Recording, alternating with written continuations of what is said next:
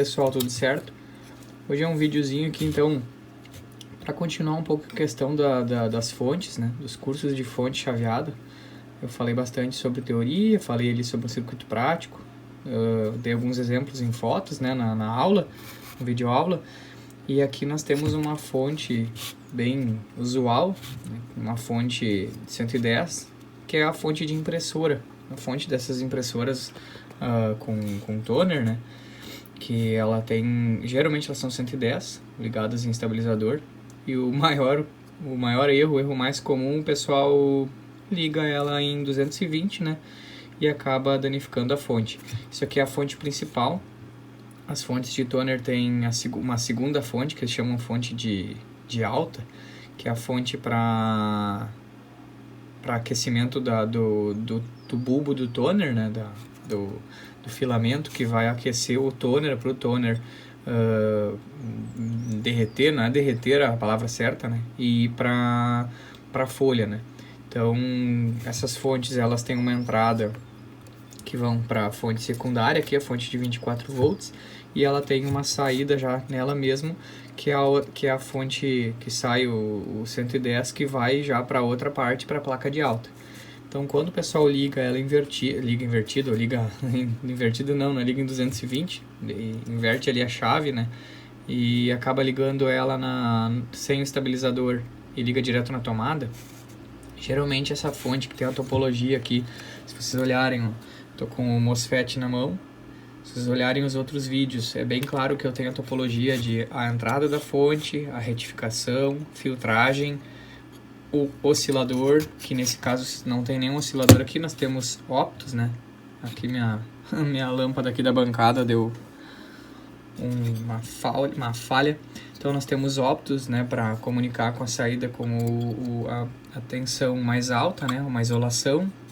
Aqui também a comunicação para ter uma referência da saída de alta. O que acontece? Nós temos então as mesmas etapas que a gente mostrou no curso. Ah, mas cadê o oscilador? Vamos olhar aqui atrás, cadê o oscilador? A gente tem a entrada da fonte aqui, a gente tem a ponte retificadora, que está lá embaixo, ó, entrada aqui, ponte retificadora, o capacitor, que está aqui. Aí a gente vem para a etapa que eu sempre circulo, né? Aqui está a etapa de chaveamento, né? Então a gente tem aqui assim o CI oscilador, é um CI bem pequenininho, tá? Não consegui ler a referência dele, mas eu estava olhando a fonte para ver qual era o modelo dela. Provavelmente ela é uma flyback, mas ela ainda poderia ser uma forward aqui. Eu teria que olhar melhor, porque ela só tem um capacitor, que o capacitor não impede de ela ser daqui a pouco até uma half bridge com um capacitor, mas ela pode ser uma flyback ou forward, porque ela tem um único transistor, um CI chaveando o transistor em série. Então, essa topologia aqui, o que é o bom dessa fonte de impressora, né, que geralmente estraga, não acaba afetando o oscilador. Ele tem diodo para inversão de tensão, ele tem uma proteção boa que geralmente não queima o oscilador. Geralmente, eu acho que nenhuma dessas eu peguei com oscilador queimado. Então essa topologia aqui, depois da parte de oscilação, né, vai para o transformador, e aí vai para a saída.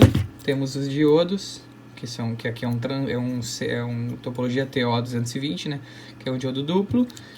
Aí nós temos os capacitores de saída e aqui os 24 volts que vão para a parte lógica da impressora, né. Então o bom é que geralmente essa aqui eu estou consertando, queima o capacitor estufa, né, porque ele é para 200 volts e a gente entra em 220 vai ter 300, então tem que pensar um pouco. Com 300 ele vai estufar, né, porque ele está com uma tensão acima da capacidade dele. Aqui tá, ele estufou, melecou tudo. Geralmente essa fonte tem um fusível de resposta lenta, mas ele é de 4 amperes. Então se a gente analisar a ligação de forma errada, o fusível acaba abrindo antes do CI, do transistor, do MOSFET entrar em curto. Porque esse MOSFET é para 11 amperes. Então mesmo dobrando a tensão e ele aumentando a corrente dele, ele não consegue entrar em curto a tempo, porque ele vai ficar oscilando numa corrente que ele é capaz de trabalhar. Se ele não trabalhasse em mais que 8 amperes, por exemplo, esse cara aqui é 13 amperes, né, ele ia queimar. Então isso é um projeto bem feito. Ele geralmente ele não queima o MOSFET. Geralmente ele não queima e aí, por consequência, não queima o oscilador. Então aqui geralmente nessas fontes, essa aqui é uma fonte da impressora Brother, da Brother, esse código ali, ó, LT2431001, né? 31001. Então ela é das fontes das Brother 1602, DCP 1602. Geralmente queima capacitor e fusível. É uma das mais fáceis de consertar. Ah, foi pior do que isso? Talvez a ponte entre em curto. E o MOSFET. Raramente queima o MOSFET, muito mais raramente queima o oscilador.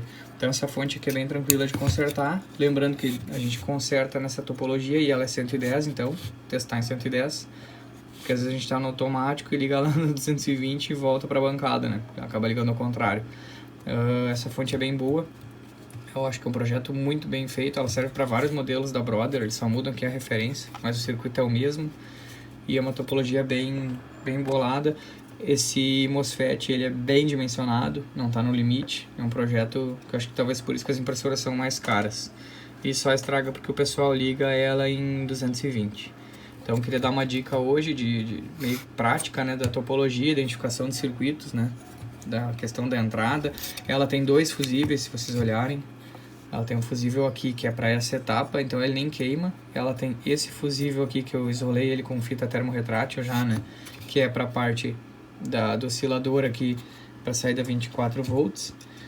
E ela tem mais ainda um fusível aqui do lado. Ela tem um varistor, caso dê um surto na rede, o varistor aqueça, né? Porque o varistor vai ser o inverso. Ele vai fazer um curto para tentar abrir o fusível, né? Caso esse fusível não abra, ele ainda está colado em outro fusível aqui e vai obrigar esse fusível a abrir também. Então ele vai trabalhar de forma que tenha 2 proteções. Por isso que eu digo que esse circuito é bem projetado. Então seria isso aí, pessoal. Uma dica aí, uma mini conversa aí sobre essa fonte e uma dica também de conserto e uma continuação lá do nosso curso de fontes chaveadas. Tá bom, pessoal? Um abraço aí, se inscrevam no canal, deixem dicas e vamos embora.